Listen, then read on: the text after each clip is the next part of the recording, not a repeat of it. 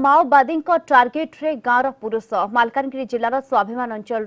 आंड्रपल्ली एवं जंत्री पंचायत रे माओवादी भय रे बाहर को बाहर नाहंती गाँवर पुरुष हाट बजार करी परिवार संभाळुछंती महिला स्वाभिमान अंचल रे विभिन्न स्थान रे बीएसएफ कैंप प्रतिष्ठा पर माओवादी दुर्ग एक प्रकार भुसुड़ी पड़ी। स्वाभिमान अंचल लोके पुलिस सह मिसी माओवादी को विरोध करने को अंटा भिड़ी तेणु गाँवर पुरुष मानू टार्गेट करुछंती माओवादी। हाथी लोग भय करी आम जाग से मन तो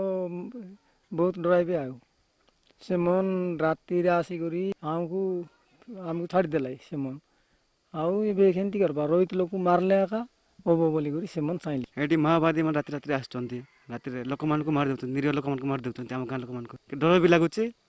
काहे कि ना माओवादी कते बेले आसी परबंती ना। मालकान जिला स्वाभिमान अंचल लाल करिडोर कुआ गरासुती बीएसएफ कैंप प्रतिष्ठा होगा पर एबे